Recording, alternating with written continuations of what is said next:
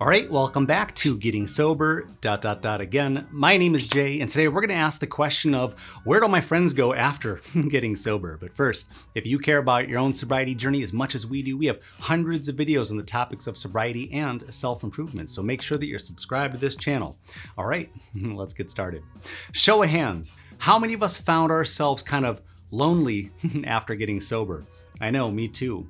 Because it seems like all of our drinking buddies only care about hanging out if it involves us having a drink, right? So let's quickly go over 10 reasons why it might not be the best idea to hang out with those old friends, especially in early sobriety. First, there may be a risk of relapse. The next reason is that some of those friends may be negative influences. There's most likely going to be emotional triggers when you see those friends, and now that you're working on getting sober, you'll begin the stages of having different lifestyles. There may also be a lack of understanding from your old friends, and of course, we all know that there's going to be peer pressure. Some of those friendships, in one way or another, are possibly toxic relationships. Another reason is that those old friends don't fit your new need for support systems. And being distracted by others keeps you from focusing on your own personal growth. And lastly, it's going to take a lot of energy out of you to keep avoiding high-risk situations. First and foremost, it's always important to be aware of what's going to happen next along any journey, especially a sobriety journey. Because chances are, for most of us, nobody else is going to do it with us. For those of you that were lucky enough to have somebody to get sober with, comment down below and tell us what your situation is. Do you have a sober buddy? And maybe you went to AA meetings and have a sponsor, or maybe you even have a partner who decided to get sober with you too. When we set out on a sobriety journey, we need to know what kind of roadblocks are going to be on the path up ahead. You need to ask yourself, what kind of detours might I face along the way?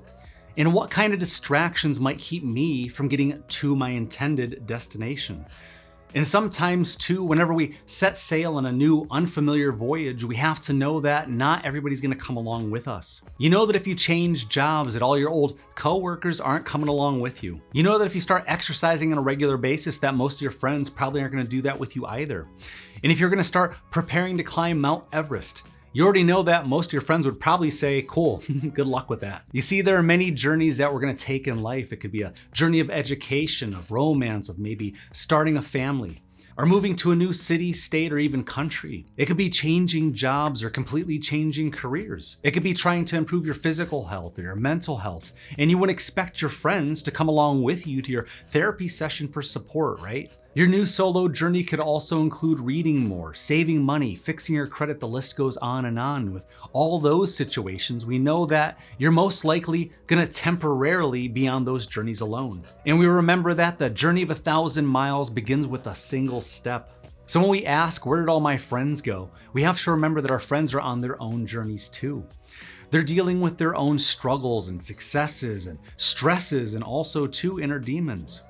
And for a long time, you were on the same journey together, right? Maybe you went to the bar together or watched the game together.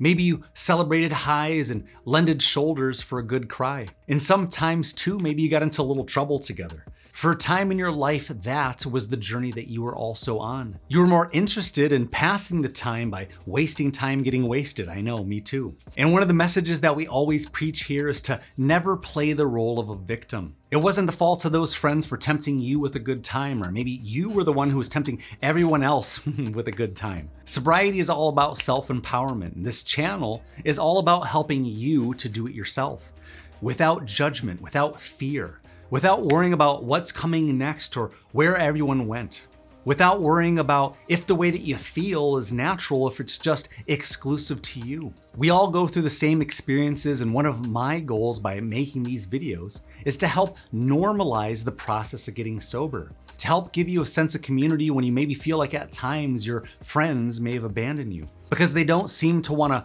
join you on this journey yet. But I want to remind you that the only person that can get you sober is you. Just like you are the only person that can go to sleep at night for yourself. And in your early days of sobriety, it just isn't fair to keep carrying on the extra weight of what's happening this weekend, or what am I missing out on, or I wonder what my friends who still drink are doing, or why can't I have the same kind of fun that I used to. Taking accountability is also another major aspect of sobriety. Let's face it, We all need a little help from time to time, and a little encouragement would be nice too, right? But just like you had to learn to walk, to tie your shoes, to ride a bike without training wheels, you also need to learn how to navigate through life sober without the training wheels or the social lubricant that we've become so accustomed to. To learn to navigate this phase of your life's journey with or without the company that you're used to. Remember what we said earlier? Where your friends are in life and where you're going aren't always the same destination, especially if all your friends were drinking buddies. And even more so if all the activities that you used to do involved a six-pack. And none of this is to say that your friends are bad or even bad people, but they might be bad for you right now. It's in your best interest, especially in early sobriety, to know the importance of creating separation from the people, the places, the things, and the activities that may remind you or inspire you or even tempt you to want to go back to drinking. And I'm under no illusion that everybody here watching is going to get sober and stay sober forever. But you're here for a reason. You know that at some point your life got out of balance. You know that you've tried everything to get sober. But you're probably also aware that you haven't quite made all the sacrifices that you've needed to. You know that you haven't worked as hard as you could at setting yourself up for success, at setting personal boundaries, to work towards limiting and reducing your stress, to replace your old toxic habits with new healthy habits. Life doesn't have to be boring once you get sober, and you don't need to be lonely either. We always like to say that the most important relationship that you're ever going to have is the relationship that you have with yourself. Because when we got so damn busy worrying about making friends with everybody else and people-pleasing everybody else, we never bothered learning how to be our own best friend, to learn how to like ourselves or even what we like about ourselves. We know that these things take time, and we know that it takes people on average 3 attempts to get used to new ideas. So know that yes, when you first introduced the idea of you getting sober to your friends, it may be met with some resilience, especially if they've seen the best of you, the worst of you, or maybe even had to bail you out of jail a few times. It's gonna take a few attempts to convince people that you're really doing this sobriety thing, and that includes yourself. The first person that you need to convince is you, because I'm sure that at this phase in your life, you probably have an honorary master's degree in fooling yourself, right? So with that being said, you can still hang out with your old friends. Whether you should hang out with them is a completely different story, especially if it's at the bar. I always like to talk about thinking of your new sobriety like healing from a broken leg. It's gonna take some time to heal before you can walk again on your own, before you can run again on your own, and it's up to you to take the proper precautions to slowly integrate yourself back into those old activities that could unnecessarily injure you again prematurely. So in other words, don't injure your brand new and delicate sobriety prematurely. There will be a time that you'll be able to confidently go to that dinner with friends, or go to that summer cookout, or that birthday party, or even that wedding without fearing that you're gonna relapse back in your old ways. Once you start to gain the confidence that you're starting to like this new sober version of yourself, you'll take pride in the work that you've done. You'll take pride in this respectable streak of sobriety that you probably haven't had in years. You'll take pride in overcoming the initial restless nights of sleep and in overcoming the anxiety of worrying about temptations and relapse. You'll be proud of yourself. You'll have more confidence and self-esteem.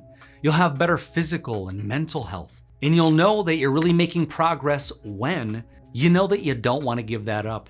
And another great goal of sobriety is that when you see those friends again a few months down the road, that they'll look at you and say, "You look great." And you'll get to tell them how proud of yourself that you are for getting sober and staying sober. That you're saving money, that you're getting along better with your partner, your family, your coworkers, and that life just seems so much more manageable now and overall less painful. When your friends hear these inspiring results, they may actually be inspired to come along with you on this sobriety journey, or at least be more supportive of your sobriety. And like we always say, you only need to be a few steps ahead of somebody else to lead them in the right direction.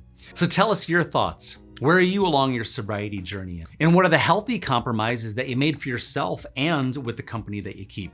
Are you still hanging out with those old friends? Have you maybe made new ones? Are you just keeping to yourself? Are you starting new hobbies and interests? Are you getting back into those old hobbies that you thought that you gave up on? Let us know what you're up to by leaving us a comment in the comment section down below. And I know that one of the hardest things for people to do in their early sobriety journey is to set those personal boundaries. So make sure to watch the video that we put out called 20 Ways to Set Personal Boundaries by clicking the link in the top corner of the screen. And with that, I want to wish you good luck on your self-improvement journey, and I will see you in the next video.